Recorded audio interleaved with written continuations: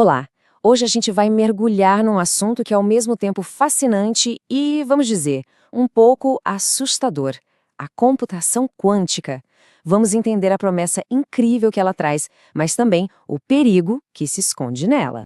Imagina só, e se uma única máquina, um dia, pudesse quebrar todas as senhas do planeta? Parece coisa de filme de ficção científica, né? Mas olha, isso está longe de ser ficção. Na verdade, essa é a pergunta que está no centro de uma verdadeira corrida tecnológica, quase uma corrida armamentista, acontecendo agora mesmo. Então, para a gente entender de onde vem essa ameaça toda, a gente precisa primeiro ir na fonte de tanto poder. Vamos lá, vamos começar pelo básico, pelos fundamentos dessa nova revolução na computação. Tudo começa com uma peça fundamental, o qubit. Nos computadores que a gente usa todo dia, a unidade básica é o bit, que pode ser ou 0 ou 1. Simples assim, um ou outro. Já o qubit, o qubit é diferente. Ele consegue ser 0 e 1 ao mesmo tempo. Esse fenômeno é o que chamam de superposição.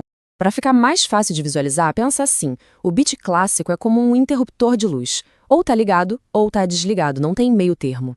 O qubit, por outro lado, é mais parecido com um dimmer, aquele que você gira para controlar a intensidade da luz. Ele pode estar em qualquer ponto no meio. Ou, uma analogia ainda melhor: imagina uma moeda girando no ar. Enquanto ela está girando, ela não é nem cara nem coroa, certo? Ela é uma mistura dos dois. Só quando ela cai, ou seja, quando o resultado é medido, é que ela escolhe um lado. É exatamente essa capacidade de existir em múltiplos estados de uma vez que dá aos computadores quânticos um poder, assim, extraordinário.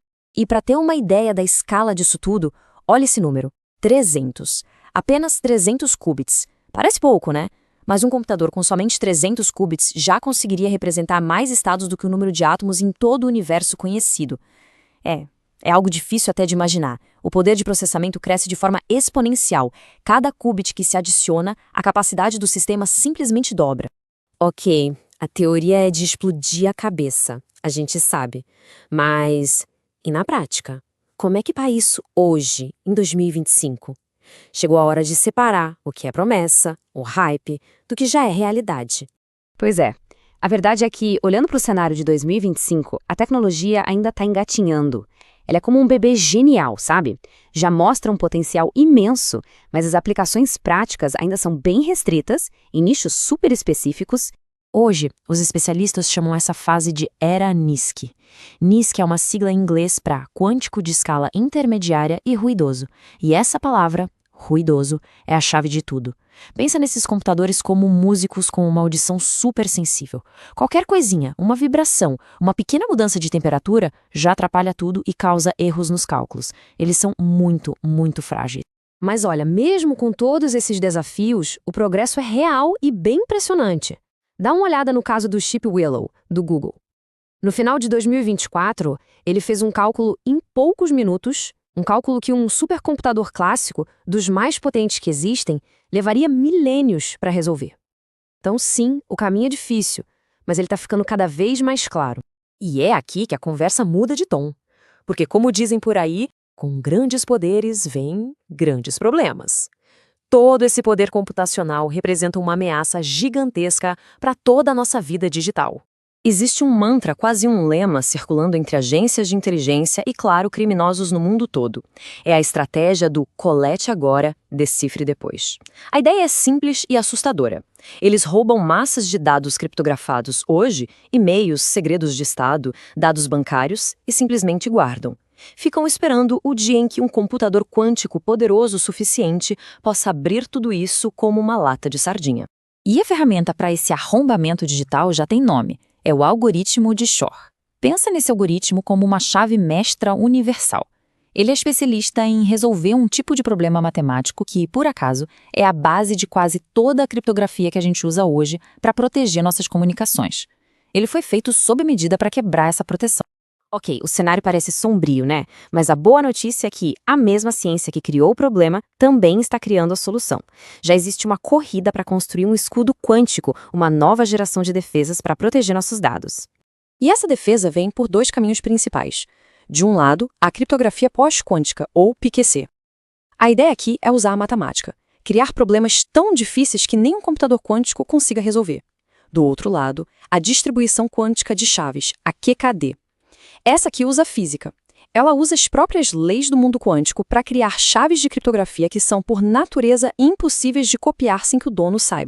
Isso não é só teoria, não. Os governos já estão agindo. O NIST, que é uma espécie de Inmetro da tecnologia lá nos Estados Unidos, já finalizou em 2024 os novos padrões de criptografia pós-quântica.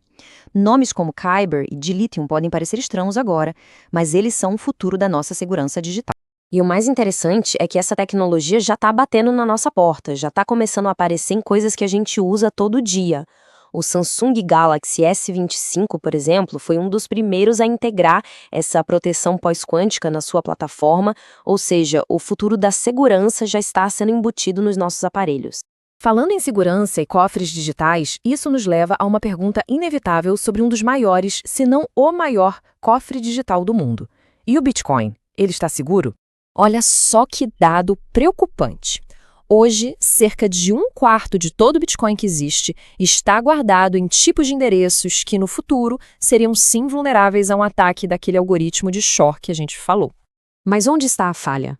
O problema acontece num momento muito específico, durante uma transação. Nesse instante, a chave pública fica exposta por um tempinho.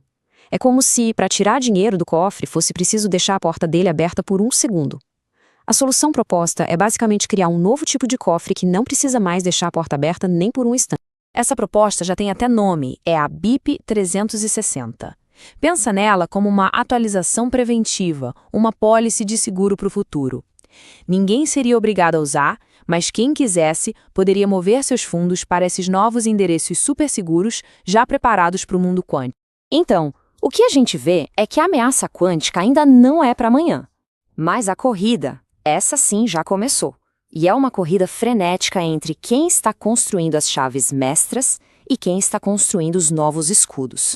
Isso nos deixa com uma pergunta fundamental para o nosso futuro digital. Qual dos lados vai estar pronto primeiro?